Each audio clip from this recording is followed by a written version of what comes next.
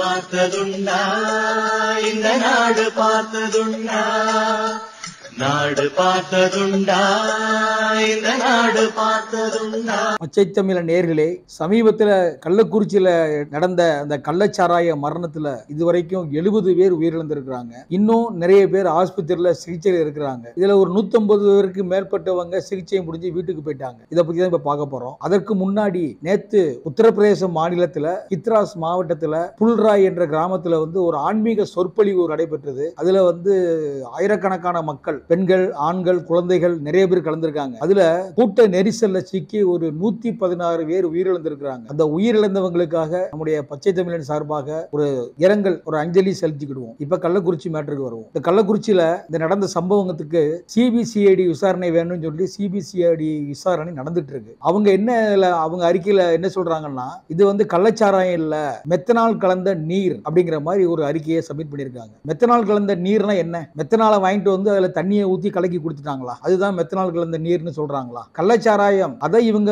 வேறு விதமா அவங்க மெத்தனால் கலந்த நீருங்கிற மாதிரி ஒரு அரசாங்கத்தை காப்பாத்துறதுக்கு இவங்க ஒரு வழிமுறையை சொல்றாங்க. இது எப்படி ஏத்துக்க முடியும்? மெத்தனால் கலந்த நீர்னா மெத்தனால் கலந்த கொண்டு வந்தது யாரு? அதை விற்பனை செய்தது யாரு? அதை மக்களுக்கு கலக்கி கொடுத்தது யாரு? இதெல்லாம் கண்டுபிடிக்கணும்ல. இப்ப பாருங்க, 70 பேர் உயிரிழந்திருக்கிறாங்க. இது மட்டும் இல்லாம இவ்வளவு பிரச்சனை தமிழகத்துல ஓடிட்டு இருக்கு. இதை இந்தியா முழுக்க திரும்பி பார்க்கக்கூடிய சூழ்நிலை இருந்துட்டு இருக்கு. பாராளுமன்றத்துல கூட இதை பத்தி பேசியிருக்காங்க. இப்படி ஒரு கட்டத்துல சமீபத்துல திருப்பூர்ல கள்ளச்சாராயம் குடிச்சு ஒரு 7 பேர் ஆஸ்பத்திரியில் அனுமதிக்கப்பட்டிருக்காங்க.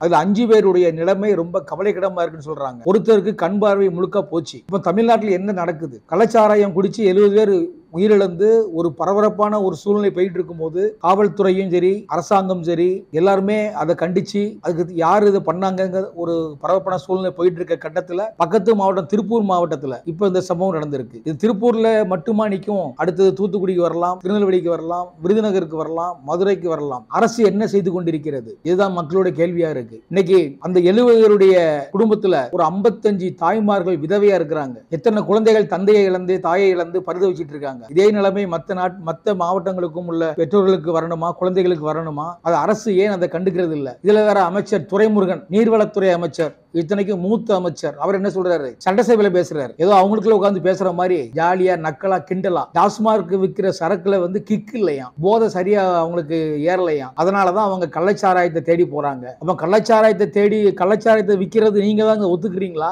திமுக கவர்மெண்ட் தான் கள்ளச்சாராயத்தை விற்கிறத நீங்க ஏத்துக்கிறீங்க, அப்படித்தானே? உங்களுடைய வாக்குமூலம் அப்படித்தானே இருக்கு.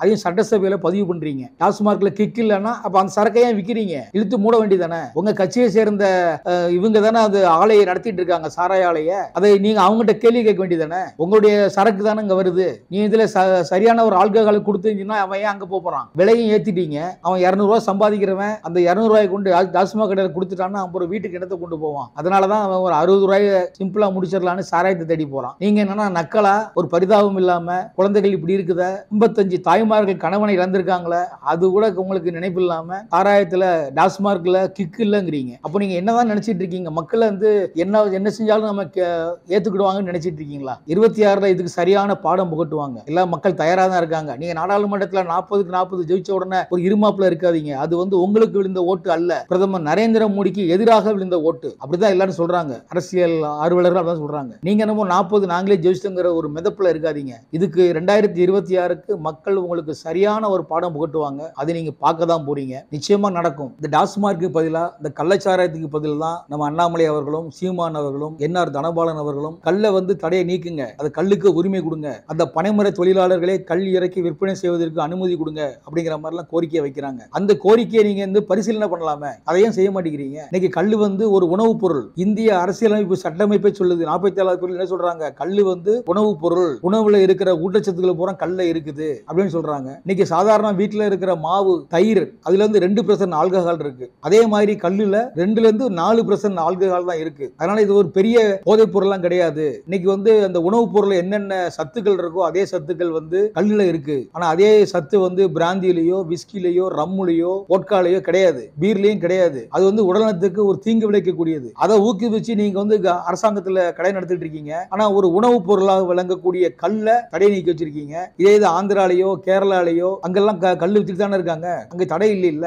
நீங்க மட்டும் அதிசயமா தடை விதிக்கிறீங்க. கேட்டா என்ன சொல்லுவீங்க? போதை வேணும், அதிகமா வேணுங்கிறதுக்காக அது கூட ரசாயன போதையான பொருளோ எல்லாம் இதெல்லாம் கலந்து அதிகமான விற்பனைக்காக அதை குடிச்சிட்டு நிறைய பேர் மரணம் ஆயிருவாங்க அப்படின்னு நீங்களே நினைச்சுக்கிறீங்க. அப்படித்தானே? இப்ப ஆந்திரா, கேரளா, கர்நாடகா எல்லாம் கல்லு வித்துட்டு இருக்காங்களே, அங்கெல்லாம் இந்த மாதிரி ஏதாவது இறப்பு வந்துட்டு இருக்கா கல்லு குடிச்சு? இல்ல. ஒரு சில இடங்கள்ல அந்த கலப்படம் நடக்கலாம். ஆனா அது அரசாங்கம் அதை தடுத்து நிறுத்தணும். இதுதாங்க ஒரு அரசாங்கத்துடைய வேலை. இன்னைக்கு கல்லுக்கு நீங்க ஒரு அனுமதி கொடுத்தீங்கன்னா இன்னைக்கு எவ்வளவு வாழ்வாதாரம் பெருகும். அன்றாடம் காட்சிகள் ஒரு 2 செம்பு குடிச்சிட்டு அவன் வேலையை பார்த்துட்டு போயிட்டே இருப்பான். எந்தவித பிரச்சனையும் கிடையாது. ரேட்டும் துட்டும் கம்மி. உடல்நலத்துக்கு எந்த தீங்கும் கிடையாது. கல்வியக்க தலைவர் அவர் ஏற்கனவே நம்ம நல்லுசாமி அனௌன்ஸ் பண்ணியிருக்காரு. முன்னாடி என்ன சொன்னாருன்னா, கல்லு குடிச்சு யாராவது உயிரிழந்தாங்கன்னா 1 கோடி ரூபாய் கொடுக்கன்னு சொல்லியிருந்தாரு. இப்ப இந்த கள்ளக்குறிச்சி சம்பவத்துக்கு அப்புறம் என்ன சொல்றாருன்னா, கல்லு குடிச்சு யாராவது இறந்தாங்கன்னா நான் 10 கோடி ரூபாய் தரேன்னு சொல்லிருக்காரு. வேற என்னங்க வேணும்? அவரும் நிறைய போராடிட்டு இருக்காரு. பனை தொழிலாளர்களும் சமுதாய மக்களும் எவ்வளவோ போராட்டங்கள், ஆர்ப்பாட்டங்கள், சிறைநிரப்பும் போராட்டங்கள் கல்லுக்காக போராடிட்டு இருக்காங்க. ஆனா அரசாங்கம் இதெல்லாம் செவிடங்காதுல சங்கு மாதிரி இதை ஏத்துக்கிட்டு இருக்கீங்க. நீங்க கல்லுக்கு அனுமதி கொடுத்தீங்கன்னா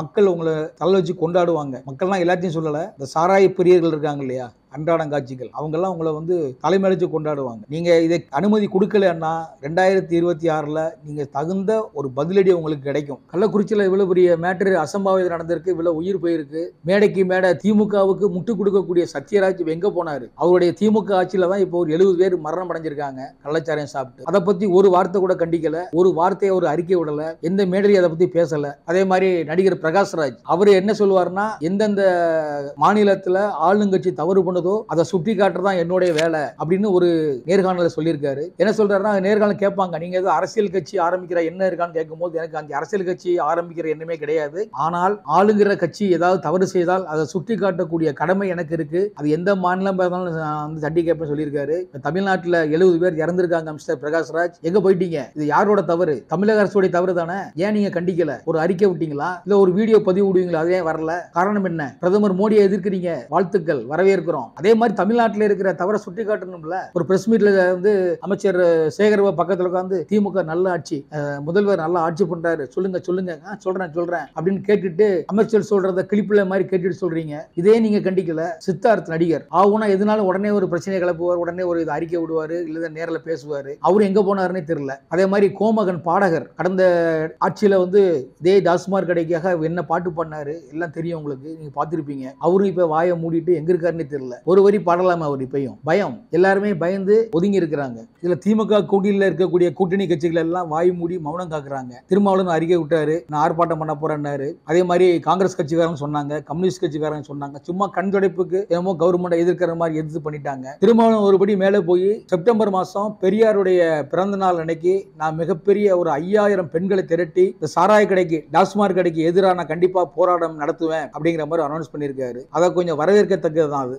நம்ம ஏத்துக்கலாம். அதே மாதிரி அவர் கூட திமுக கூட்டணியில் இருக்கக்கூடிய கட்சிகள் பூராமே அதை ஒரு கண்டிக்கலாமே, முதல்வருக்கு ஒரு கோரிக்கை வைக்கலாம்ல. எல்லாருமே வாயை மூடி மௌனிகளா இருந்தாங்கன்னா எப்படி இருக்கும்? கூட்டணி கட்சிக்காரங்க நீங்க உங்களுக்கு ஓட்டு போட்டது எதுக்காக போட்டாங்க? மக்களுக்காக தானே. நீங்க ஏதாவது நல்லது பண்ணுவீங்க, நல்லது செய்வீங்க தானே உங்களை ஆட்சியில் உட்கார வச்சிருக்காங்க. நீங்க யாருமே அவங்களை கண்டுக்கலன்னா அப்புறம் எதுக்கு உங்களுக்கு ஓட்டு போட்டு என்ன நிலைமை தான் அவங்க மக்கள் யோசிச்சுட்டு இருக்காங்க. அதனால நிச்சயமா தமிழக அரசு மற்ற மாநிலங்களை கல்லுக்கு அனுமதி கொடுத்தது மாதிரி தமிழ்நாட்டிலையும் கல்லுக்கு அனுமதி கொடுத்து அதை பயன்பாட்டுக்கு கொண்டு வரணும். அதுக்காக டாஸ்மார்க் கடையை நாங்கள் மூட சொல்லலை. ஏன்னா அதுல வர்ற வருமானத்தை வச்சு தான் நீங்க அரசாங்கத்தை ஓட்டிட்டு இருக்கீங்கிறது எல்லாத்துக்கும் நல்லா தெரியும். ஆண்டுக்கு 45,000 கோடி மூலமா அது மூலம் நீங்க வருமானம் பெற்றுட்டு இருக்கீங்க. அது காணாதுன்னு இப்ப 50,000 கோடிக்கு அது வர்றதுக்கு என்னென்ன முயற்சி பண்ணணுமோ அதை சிறப்படுத்திட்டு இருக்கீங்க. அமைச்சர் முத்துசாமி அதுக்குரிய வேலைகள்லாம் பார்த்துட்டு இருக்காரு. அப்ப என்ன தெரியுது? மக்களை நீங்க இன்னமும் குடிகாரன் ஆக்கணும், இளைஞர்களை இன்னும் குடிக்க அடிமையாக அப்படிதான் நினைக்கிறீங்க. அதனால கல்லுக்கு அனுமதி கொடுங்க. நிச்சயமா கல்லுக்கு அனுமதி கொடுத்தீங்கன்னா தமிழகத்துல ஒரு இந்த மாதிரி கள்ளச்சாராய சாவு வராது. மக்களுடைய உடல்நலமும் நல்ல ஒரு திடகாத்திரமா நலமா இருப்பாங்க. அதுக்குரிய முயற்சி எடுங்க. அரசு இதற்கு ஒரு தனி கவனம் செலுத்த வேண்டும் என்று கேட்டுக்கொள்கிறோம். நன்றி, வணக்கம்.